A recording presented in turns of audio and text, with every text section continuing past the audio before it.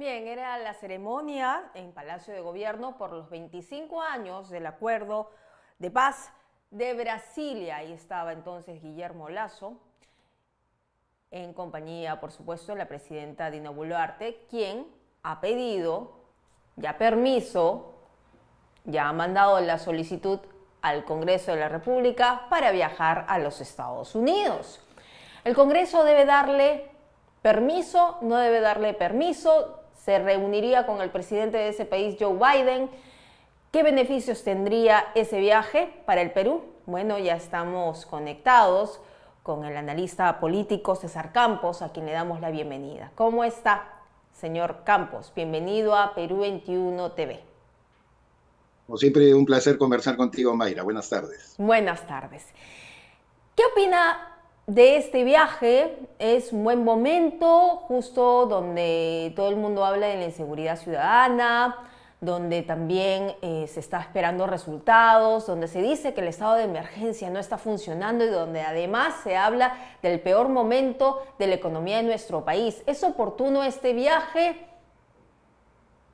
El contexto interno, tal como lo estás describiendo, no es el más propicio para que la jefa de Estado realice viaje alguno. Además, tomando en consideración que su reciente desplazamiento hacia Europa para tener una inocua reunión con el jefe de Estado de Alemania, que no es el jefe de gobierno, como todos sabemos, donde no se consigue absolutamente nada, un viaje a Italia y un viaje al Vaticano, donde, como solíamos ver en anteriores oportunidades, el Papa Francisco expresa su desagrado a través de gestos faciales hacia las personas que lo visitan, y definitivamente, tal como hemos visto, por lo menos en lo que se ha divulgado, en las fotografías, la señora Dina Boluarte no era de su agrado. De tal manera que, tomando en consideración ello, el viaje no resultaría oportuno. Pero yo te invito, Mayra, a pensar en algo. Hace aproximadamente 10 días, el diario de Financial Times ha emitido un reportaje en el que habla de la preocupación que tendría el gobierno de los Estados Unidos respecto a que el Perú le diera la concesión a las empresas chinas de la República Popular China a construir el megapuerto de Chancay, que como todos sabemos está bastante avanzado y que se pretende inaugurar a fines del próximo año. En este reportaje se habla de que el gobierno de Joe Biden le habría expresado esta preocupación al gobierno de Dina Boluarte, señalando de que estaría poniendo en riesgo áreas estratégicas del Perú. Creo que esta reunión que está propiciando Joe Biden es una de las tantas que equivocadamente los Estados Unidos, por tratar de justificar su alejamiento de lo que se ha dado en llamar su patio trasero, que somos los de América Latina, quiere darle un significado de entendimiento y de comprensión hacia un destino común que tendríamos con los Estados Unidos. Creo que ese es el propósito que anima esta reunión convocada, al parecer inopinadamente, por Joe Biden, y a la que tendría que asistir obviamente Dina Boluarte, porque en efecto es el gobierno del propio presidente de los Estados Unidos el que ha expresado esta preocupación respecto a nuestras relaciones con China. Bueno, entonces si es así, se justificaría que la presidenta viaje para reunirse con el presidente y ver otros temas además que puedan beneficiar a nuestro país. En una palabra, como tú bien señalaste, el clima interno no es el más propicio. Yo estoy totalmente de acuerdo contigo. Pero hay que ver cuáles son las aristas y las consecuencias de este encuentro que podría tener, las consecuencias que podría tener este encuentro con el presidente de los Estados Unidos, repito, en el ámbito de esta preocupación que ha expresado ese gobierno respecto a las relaciones que nosotros mantenemos con la República Popular China. Muy bien. Y señor Campos, hay otro tema también que nosotros queremos tocar aquí y es esta infiltración. Hace unos días Perú 21 sacó una nota de investigación, un reportaje de investigación que tiene que ver con facciones de Sendero Luminoso. Estábamos hablando de Voluntad Transformadora, ¿no? Esta facción que adoctrinaba niños y que incluso se detuvieron a 7 personas. Una de ellas, el principal cabecilla, es supuestamente un psicólogo, pero que había sido sentenciado, tiene antecedentes de haber pertenecido a las filas de Sendero Luminoso. Entonces, hoy se conoce también que esta misma persona entró a las filas en el ámbito político, específicamente al partido de APP, que ya ha sido expulsado. ¿Qué es lo que está pasando? ¿Por qué está existiendo esta infiltración? Se está pensando que de repente se está relajando los filtros en los partidos políticos. ¿Qué responsabilidad tiene el Jurado Nacional de Elecciones también? Hay tres aspectos que podría comentarte en torno a este tema. Lo primero, que Sendero Luminoso, como lo han señalado los expertos en el movimiento subversivo que asoló al país durante tanto tiempo y que costó más de 75.000 vidas de nuestros compatriotas, no descansa. El comunista es una persona que tiene un plan de mediano y largo plazo. Jamás se rinde y el fanatismo y sobre todo el extremo ideológico que abraza Sendero Luminoso los obliga a ellos a continuar perseverando en la tarea, por supuesto, nefasta que quieren cumplir para nuestro país. Es decir, ni la captura, ni la muerte de Abimael Guzmán, ni las facciones que se han generado hacen descansar a la subversión. La subversión forma parte de la cultura latinoamericana. Hay un tratadista venezolano que se ha ocupado del tema y eso sería largo de explicar, pero primero partamos de eso, que siempre Sendero Luminoso está vigente y no podemos darlo por derrotado. Segundo lugar, como tú bien señalas, los partidos políticos son los obligados a tener estos filtros.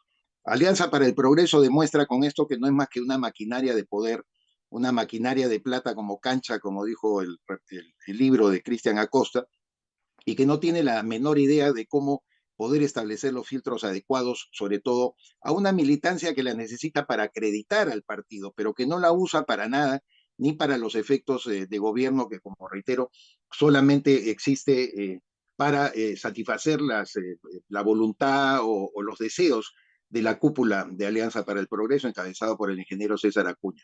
De tal manera que estos vientres de alquiler, que una relajada más bien normatividad peruana les permite existir, no se le vuelve exigente para generar filtros suficientes y evitar que personajes con antecedentes, no solamente de haber sido senderistas, sino hasta delincuenciales, puedan entrar en sus filas. Y en tercer lugar, lo del tema del Jurado Nacional de Elecciones queda expresamente establecido de que ellos no tienen ninguna responsabilidad de estar buscando los antecedentes de tales personas. Ellos simplemente verifican firmas, la ciudadanía de los personajes que han estampado su rúbrica en favor de un partido y no les corresponde hacer nada más. De tal manera que soplarle la pluma al Jurado Nacional de Elecciones ha sido realmente otro cuentazo del señor César Acuña.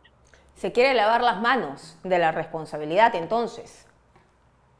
Por supuesto, porque reitero, él solamente ha creado un movimiento que no tiene pues una ideología, no tiene un destino de país, es un movimiento que empezó siendo regional en Trujillo, basado sobre todo y fundamentado en la existencia de una red universitaria bastante extendida y que de alguna u otra manera le da un soporte, por lo menos social, al movimiento y que en tercer lugar ha sido hasta un grupo pues de familia, ¿no? Porque recordamos que Humberto Acuña, hermano del señor César Acuña, ha sido gobernador regional de Lambayeque.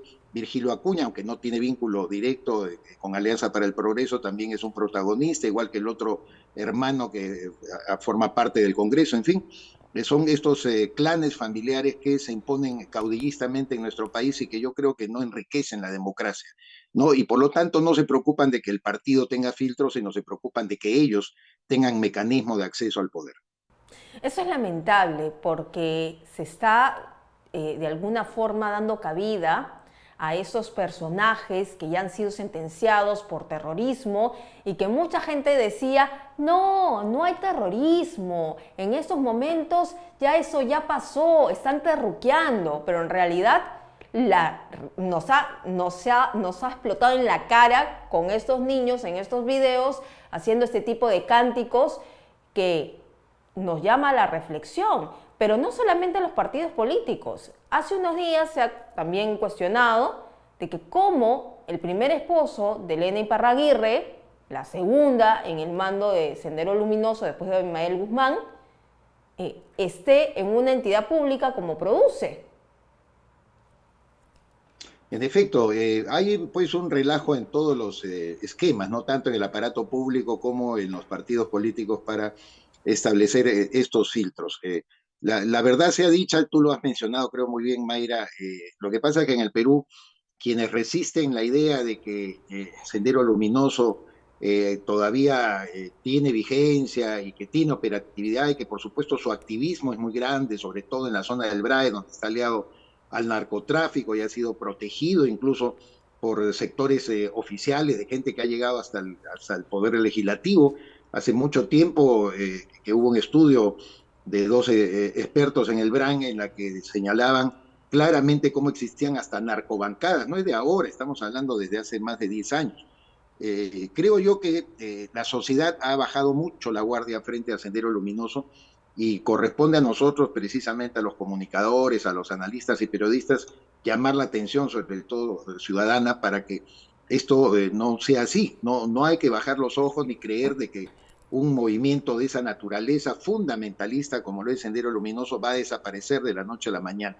Ni siquiera el comunismo con la caída del muro de Berlín en el año 1989 ha desaparecido del mundo. Ahí están revitalizándose, disfrazándose, algunos de progresistas, algunos de liberales, entre comillas, de izquierda, pero que en el fondo aspiran a lo mismo, a un objetivo totalitario de control de nuestra sociedad, de nuestro pensamiento, de nuestra forma de hablar. Incluso se apoderan del lenguaje de los pueblos, quieren imponernos una manera de definir las cosas, lo cual ha merecido hasta el rechazo de nuestro premio Nobel de Literatura, Mario Vargas Llosa. En fin, es una serie de áreas donde está trabajando el comunismo en todas sus expresiones, las más suaves o las más fundamentalistas como Sendero Luminoso. Creo yo de que hay que estar muy atento a eso y cuáles son los desafíos, sobre todo que esta situación nos genera a quienes nos consideramos verdaderamente demócratas. Muy bien, muchísimas gracias, señor Campos, por estar con nosotros en este espacio en Perú 21 TV, hablando sobre estos temas tan importantes y, por supuesto, de interés nacional. Muchas gracias. Gracias a ti, Mayra.